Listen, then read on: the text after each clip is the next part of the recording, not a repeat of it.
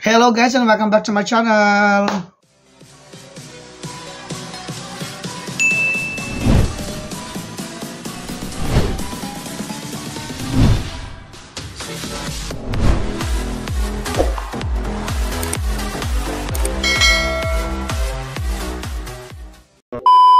For today's video, another review na naman tayo ng product na kung saan binili ko dahil kailangan ko.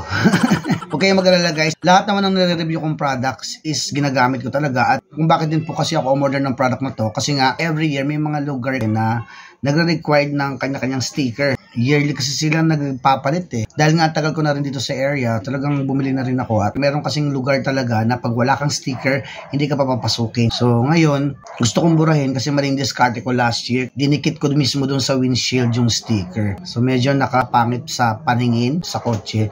Kaya gusto ko siyang i-remove. So ano nga ba yung pinaka-best, affordable na pang-remove ng sticker sa inyong mga sasakyan? Meron ako in-order sa TikTok.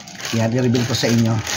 So, ito yon. Ito ay Kem Sticker Remover. 100 ml lang siya. Siyempre, ang pagkakasulat, malamang Chinese to. So, ibig sabihin, made in China to. At, ito daw yung magandang pangtanggal ng sticker. So, punta tayo dun sa labas, sa kotse. Subukan natin kung effective ba itong product na to. Let's go! Ayan guys, nandito na tayo sa kotse. Kung papansin mo, yan yung sticker na kada taon ay pinapalitan. So, dyan siya nakadikit. At tatanggalin natin sa pamamagitan nitong sticker remover. So, alugin lang natin ng konti and then spray natin dito sa paligid nitong sticker. Pero punasan muna natin para hindi natin matangay yung mga dumi ng kotse. Spray mo lang. Ayan, damihan natin guys ha. And then after nyan po ay ibabad natin ng matagal. Balikan natin. A few minutes later. And I'm back. Tinanggal-tanggal ko na yung sticker. Medyo madikit talaga yung sticker na to na ilagay natin. Kaya nahirapan po gumamit talaga ako ng pangkudkod para matanggal lang. So kung papansinin nyo guys, talagang natatanggal na siya sa pamamagitan noong sticker remover na yon. Yung amoy ng sticker remover parang thinner lang din.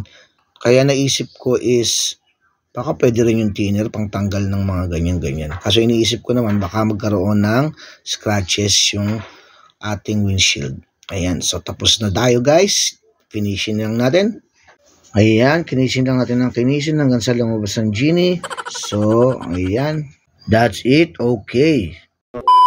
So, yan na nga guys, final review po tayo. So, okay naman itong product na to. Kailangan mo lang talagang sprayan ng madami para mabilis mawala yung adhesive tape nung sticker.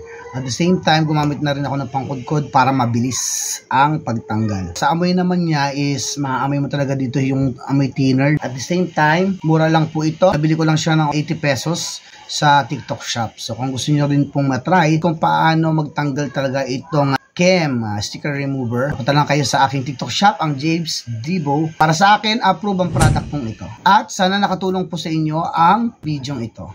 So dahil dyan, hanggang dito na lamang, hanggang sa muli. Paalam!